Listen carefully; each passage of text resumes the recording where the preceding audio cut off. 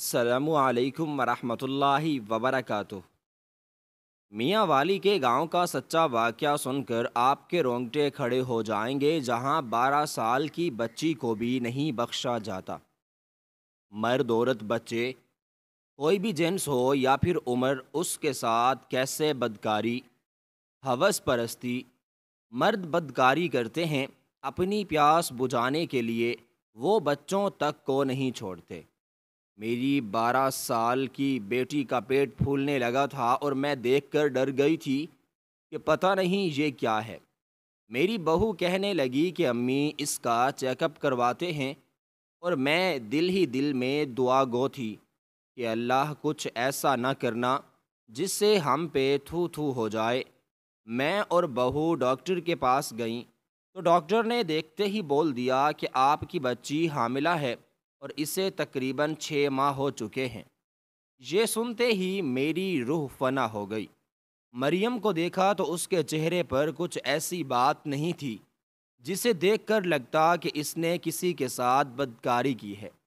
بیٹی کو میں اب سب سے چھپا کر رکھتی تھی، کیونکہ اگر کسی کو بھی پتہ چل جاتا یا کوئی بھی دیکھ لیتا تو ہم سب کا جینا مشکل ہو جاتا۔ میں نے بہو سے بھی کہا تھا کہ یہ بات شوہر کو نہ بتائے، جلدی اس کا کوئی نہ کوئی حل نکالتے ہیں، کیونکہ اس طرح تو گزارا نہیں ہے۔ بہو میری بات سمجھ چکی تھی۔ اس نے مجھ سے وعدہ کیا کہ وہ مریم کی یہ بات کسی سے نہیں کرے گی۔ مجھے اپنی بچی کے لیے ہر وقت ڈر سا لگا رہتا تھا۔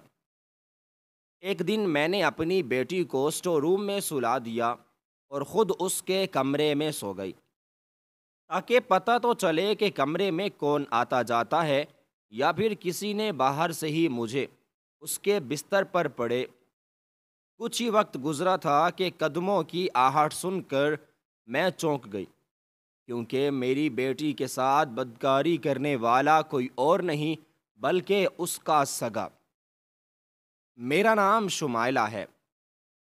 میری عمر 20 سال تھی جب میں بیاہ کر سسرال آ گئی تھی۔ میری 2 اولادیں تھیں۔ پہلی اولاد تو اللہ نے شادی کے فوراً بعد دے دی، جو کہ لڑکا تھا، مگر مجھے بیٹی کا بہت شوق تھا کہ اللہ کرے میری بیٹی ہو، میں بھی اس کے ناز رخرے اٹھاؤں، اس سے باتیں کروں، مگر میری بیٹی نہیں تھی۔ شوہر کئی بار مجھے بول چکے تھے کہ یہ تو اللہ کی دین ہے، تم پریشان کیوں ہوتی ہو؟ اگر ہمارے نصیب میں بیٹی کا پیار ہوا تو بیٹی مل جائے گی، ورنہ جو اللہ کو منظور۔ تم ہر وقت روتی نہ رہا کرو، ہر کام میں کوئی نہ کوئی مصلحت چھپی ہوتی ہے، ہو سکتا ہے اسی میں کوئی بہتری ہو۔ رب کے فیصلوں پر یقین رکھنا سیکھو۔ میں جب بھی کبھی بیٹی کا نام لیتی تو میرے شوہر مجھے اس طرح سمجھاتے تھے۔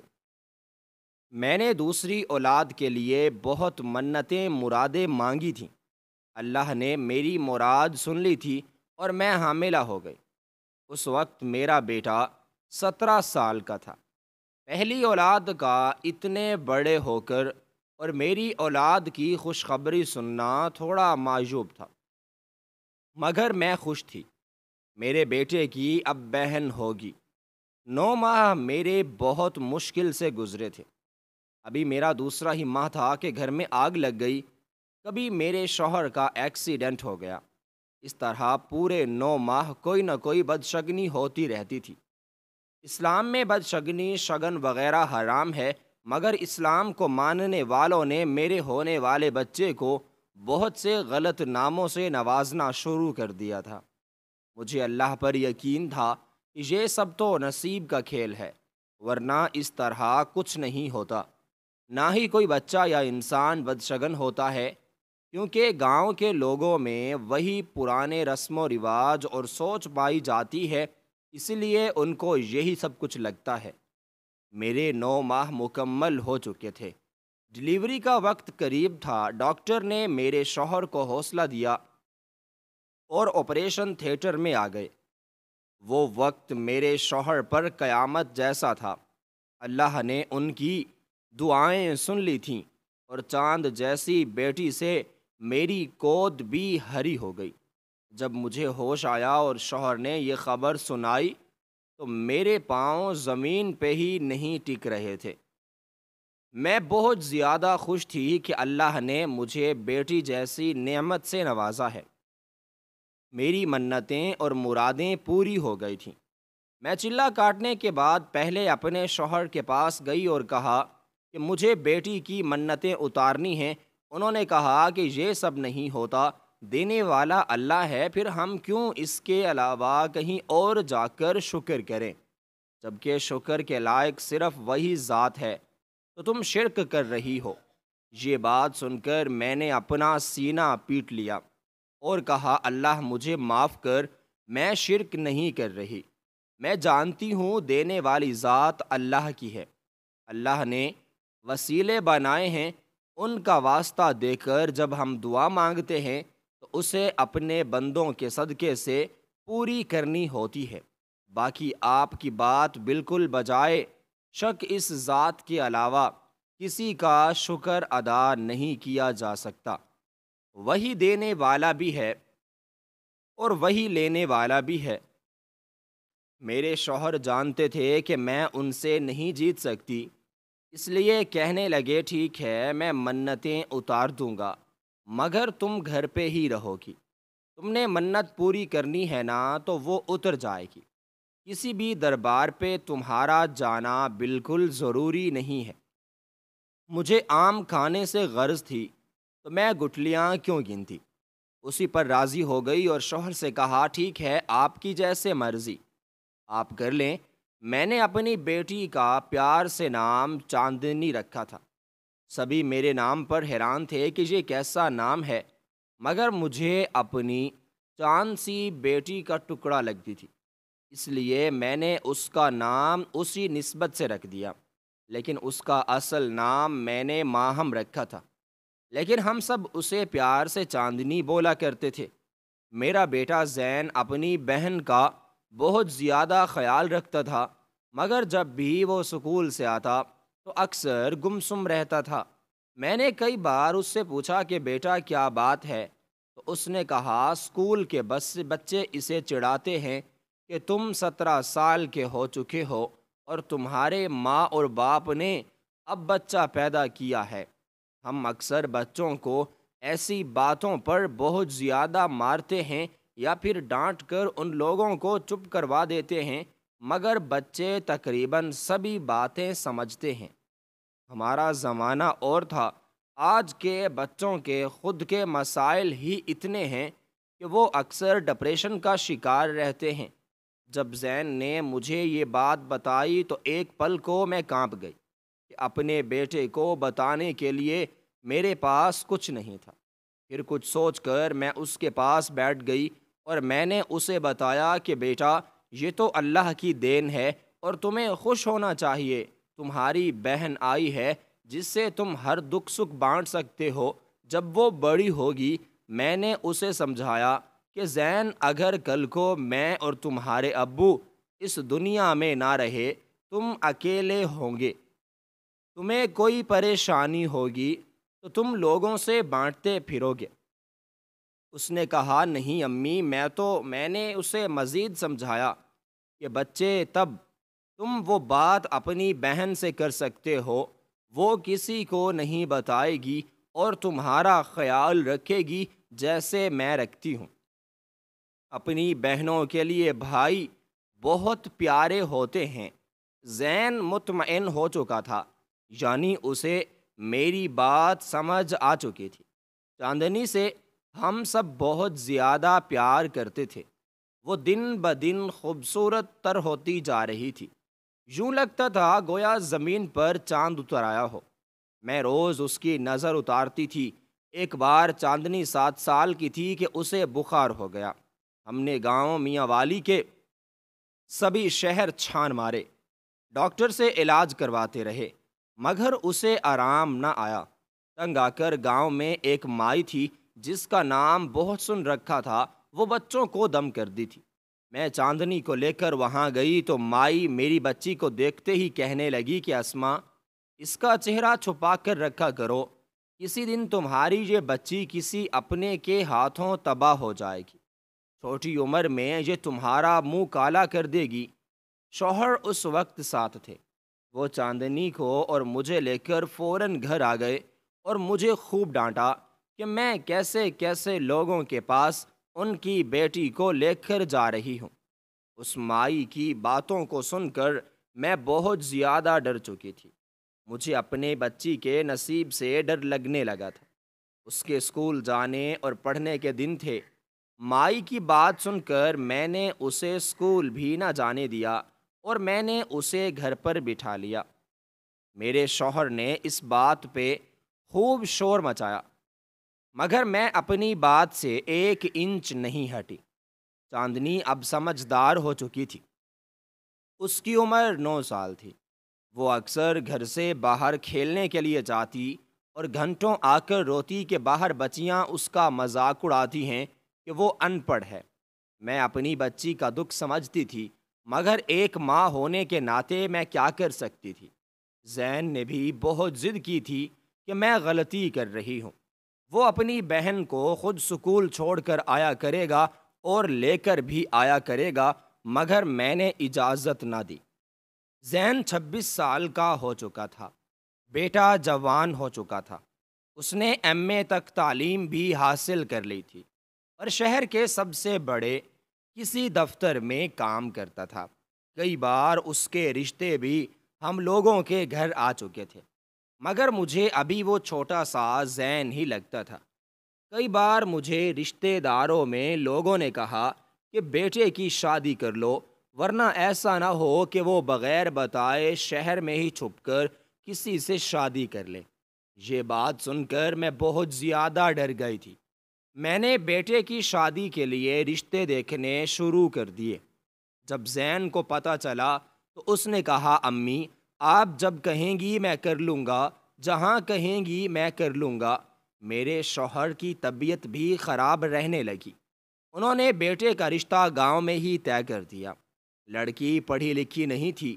میں نے جب اصرار کیا تو میرے شوہر کہنے لگے کہ میں اب زبان دے چکا ہوں اور لڑکی اچھی ہے، ہماری خدمت کرے گی، زین کو بھی خوش رکھے گی، تمہیں کس بات کا ڈر ہے؟ چاندنی بھائی کی شادی کا سن کر بہت زیادہ خوش ہو گئی تھی۔ اس وقت وہ صرف 12 سال کی ہی تھی۔ جب زین کی ہم نے شادی کر دی اور ریحانہ کو بہو بنا کر گھر لے آئے۔ ریحانہ گھرداری میں بہت زیادہ ماہر تھی۔ شادی کے 2 ماہ وہ ہم سب کا دل جیت چکی تھی۔ میں تو اسے دعائیں دیتے نہ تھکتی تھی کہ چلو اللہ نے اتنی سگڑ بچی میرے بیٹے کی دلہن بنا دی۔ چاندنی ہر وقت بھابھی بھابھی کرتی رہتی۔ ریحانہ کے آنے کے بعد بھی زین چاندنی کو زیادہ وقت دیتا تھا جیسے شادی سے پہلے دیتا تھا۔ ریحانہ اس بات کا ہم سے شکوہ نہیں کرتی تھی، مگر میں یہ بات اس کے چہرے سے پڑھ چکی تھی۔ میں نے زین کو یہ بات سمجھائی کہ بیٹا اس بات کا خیال رکھو کہ بیوی اور بہن میں کوئی بات نہ ہو، تم اسے زیادہ وقت دیتے ہو اور اسے کم بیٹے کی شادی کو 9 ماہ ہو چکے تھے۔ مگر میں نے نوٹ کیا تھا جیسے میری بہو کا اپنے میکے آنا جانا بہت ہے۔ وہ ہر ہفتے میں 2-3 بار چکر لگاتی ہے، جو بات مجھے بالکل نہیں پسند تھی۔ میں نے بہو کو منع کیا تو اس نے کہا، امی ایک گاؤں میں شادی کروانے کا یہی تو فائدہ ہے، جب مرضی اپنے والدین سے ملنے چلے جاؤ۔ اس کی بات سن کر میں حیران رہ گئی تھی۔ بہو کی بات چیت مجھے اب ایک آنکھ نہیں بھاتی تھی۔ مجھے ایسا لگتا تھا جیسے میں کچھ زیادہ سوچ رہی ہوں۔ ایک دن محلے میں کسی کے گھر محفل تھی تو میں وہاں چلی گئی تو مجھے ایک عورت نے کہا، اسما تمہاری بہو ریحانہ وڈیروں کے گھر کیوں جاتی ہے؟ تم جانتی نہیں ہو وہ لوگ کتنے خطرناک ہیں، پورے گاؤں میں ان کی دہشت ہے، تم اسے منع کیوں نہیں کرتی؟ یہ بات سن کر میں تو ڈر گئی تھی، کیونکہ بہو نے تو کبھی وڈیروں کے گھر جانے کا ذکر مجھ سے کیا ہی نہیں تھا۔ گھر آ کر بھی میں یہ بات سوچتی رہی، مگر مجھے کوئی جواب نہ ملا۔ چاندنی بھی ان دنوں چپ چپ سی رہنے لگی تھی، اس کی رنگت پیلی پڑنے لگی تھی۔ میں بچی کو دیکھ کر پریشان تھی اور ڈاکٹر کے پاس لے جانا چاہتی تھی تو بہو نے روک دیا کہ ویسے ہی غذا کی کمی ہے، 7-8 دن خالص غذا اپنی ننند کو کھلاؤں گی تو دیکھنا امی کیسے ٹھیک ہوتی ہیں۔ میں اس کی باتوں کو سن کر مطمئن ہو گئی تھی۔ چاندنی کو بہو پچھلے 7 دن سے طاقت کی غذا کھلا رہی تھی، مگر وہ تھی کہ دن بدن سوکھ کر کانٹا بنتی جا رہی تھی۔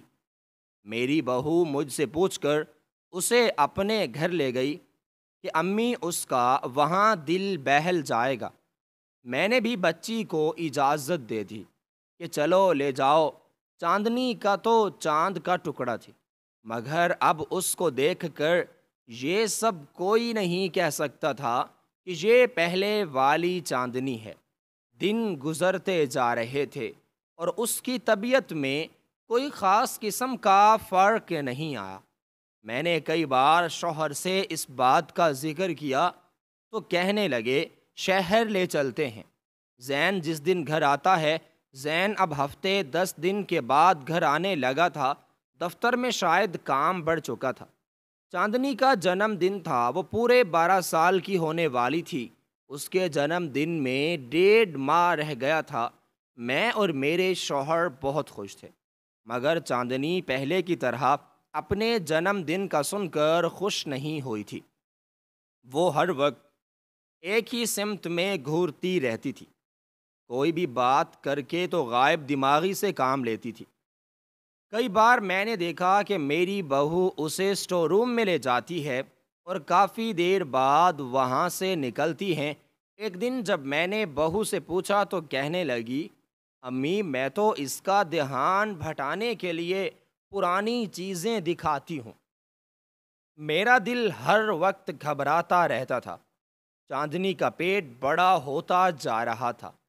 دیکھنے والوں کو لگتا تھا جیسے وہ حاملہ ہو چکی ہیں اور اسے 6واں مہینہ لگا ہے۔ چاندنی کا پھولا پیٹ دیکھ کر میں تو بہت زیادہ ڈر گئی۔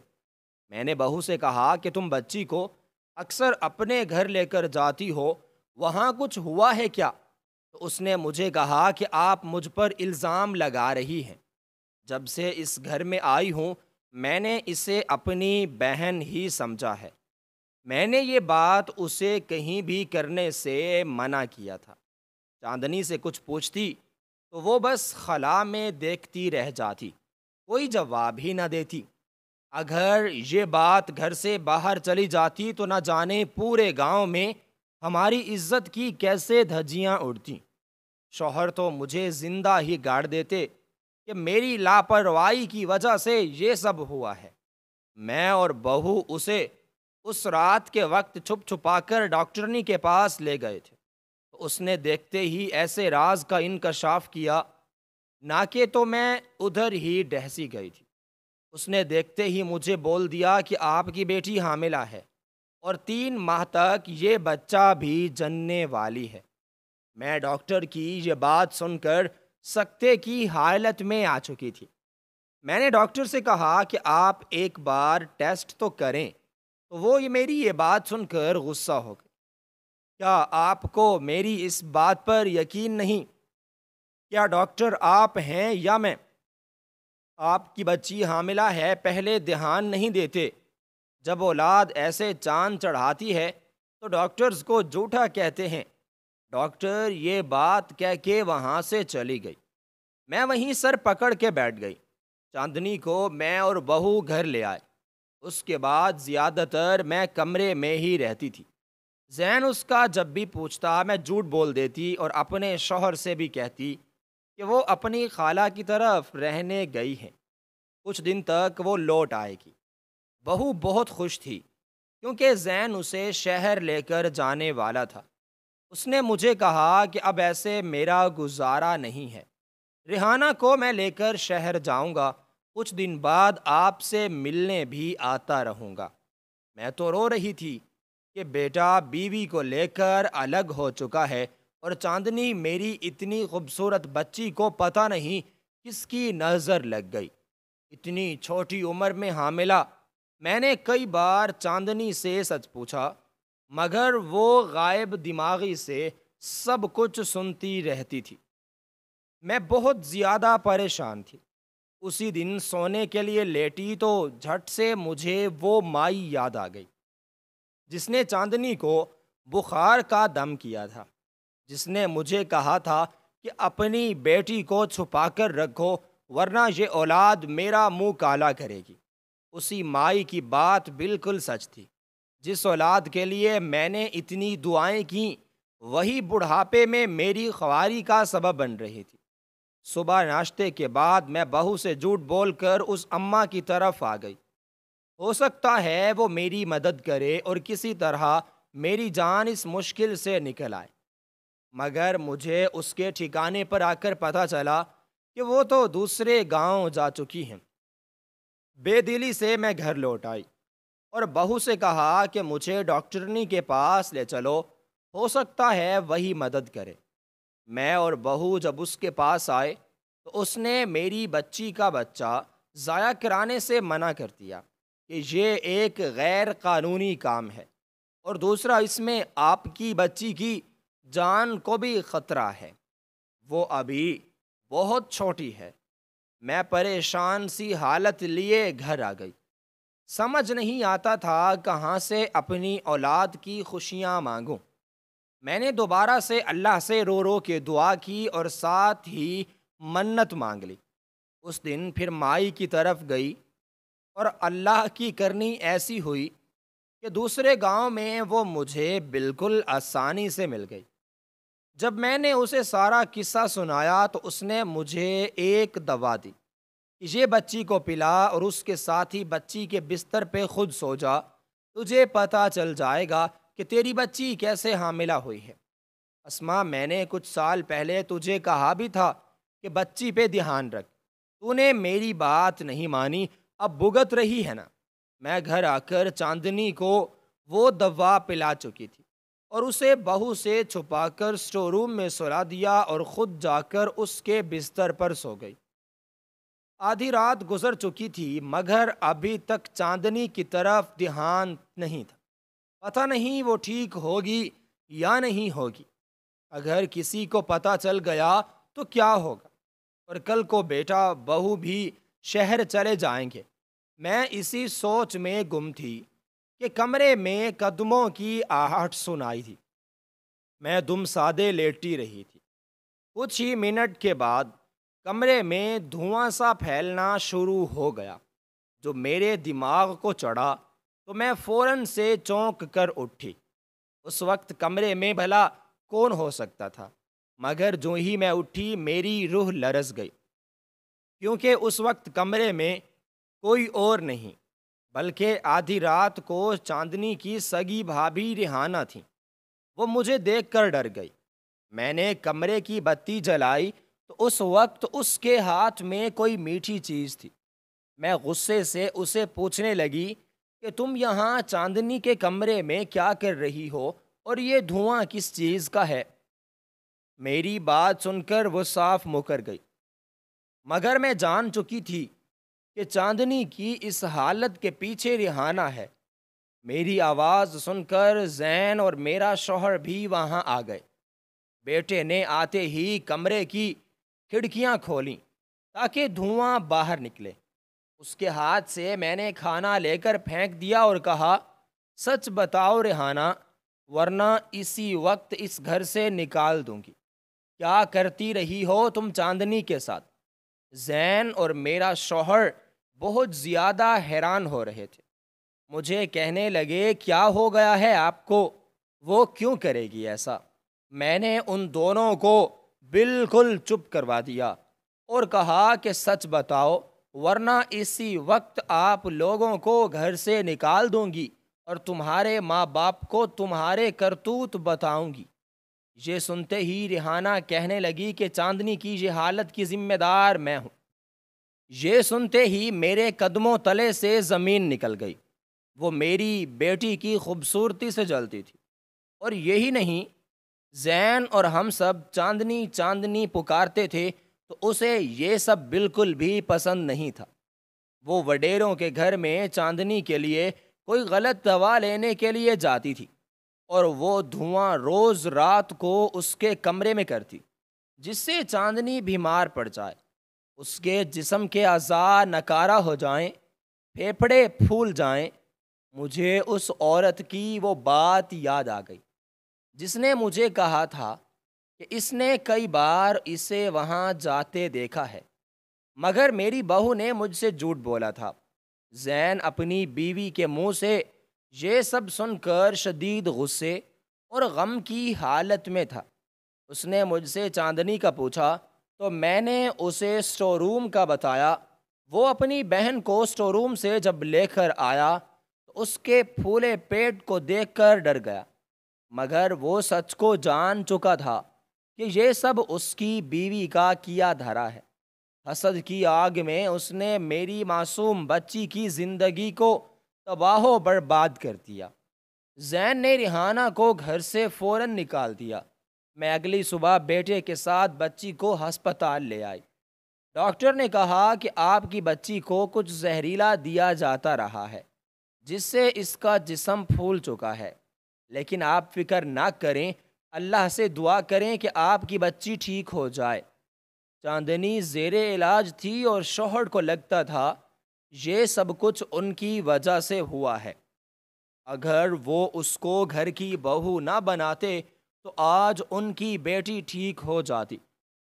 چاندنی کا 2 ماہ سے علاج ہو رہا تھا، اور میں اس ڈاکٹرنی کے پاس گئی جس نے بغیر ٹیسٹ کیے میری بیٹی پہ تہمت لگا دی تھی، اور اسے خوب سنایا کہ تم جیسے بے ضمیر ڈاکٹروں کی وجہ سے لوگوں کی زندگیاں ختم ہوتی ہیں۔ اگر تم اس وقت ٹیسٹ کر لیتی تو شاید میری بچی کی حالت یہ سب نہ ہوئی ہوتی۔ ڈاکٹرنی نے مجھ سے معافی مانگی۔ چاندنی اپنی حالت دیکھ کر بہت زیادہ ڈر چکی تھی، جس کا اس کے دماغ پر اثر ہوا تھا، اور وہ کسی سے بات نہیں کرتی تھی۔ میں نے اس مائی سے بھی چاندنی کا علاج جاری رکھا تھا۔ میری بہو حسد کی آگ میں اتنی اندھی ہو چکی تھی کہ اسے میری بیٹی کی معصومیت بھی نظر نہیں آئی کہ ایک 12 سالہ کی بچی جسے اس سے خطرہ ہو سکتا ہے، وہ تو بھابھی بھابھی کہتے نہ تھکتی تھی۔ میں اور شوہر بہو کو معاف کر چکے تھے، مگر میرا بیٹا اسے معاف کرنے کو راضی نہیں تھا۔ اس کی بہن نے اس کی بیوی کی دی ہوئی اتنی تکلیف برداشت کی تھی۔ پھولوں سے پلی نازک بچی، اس نے کانٹوں جیسا درد دیا تھا۔ حسد رشتوں کو کھا جاتا ہے۔ ہر انسان کو وہی ملتا ہے جس کی وہ کوشش کرتا ہے، اور محبت تو کمانی پڑتی ہے یا پھر نصیب کی بات ہوتی ہے۔ اسی طرح حسد اور بدلے سے ہم کبھی بھی کسی کا دل نہیں جیت سکتے، بلکہ دلوں سے اتر جاتے ہیں، جیسے میری بہو اتر گئی تھی۔ اس کی غلطی کو ہم نے معاف تو کر دیا تھا، کیونکہ وہ میرے بیٹے کے بچے کی ماں بن چکی تھی، مگر دلوں میں آئے خلش کو کوئی بھی ختم نہیں کر سکتا۔ اس لیے کبھی بھی کسی کا گھر برباد کر کے اس پر اپنے گھر کی بنیاد نہ رکھیں۔ تو دوستو، یہ تھی آج کی کہانی۔ ویڈیو پسند آئے تو لائک اور شیئر ضرور کیجیے گا۔ ہمارے چینل کو ضرور سبسکرائب کریں تاکہ ہر آنے والی ویڈیو کا نوٹیفیکیشن بر وقت آپ کو مل سکے۔ شکریہ۔ اللہ حافظ۔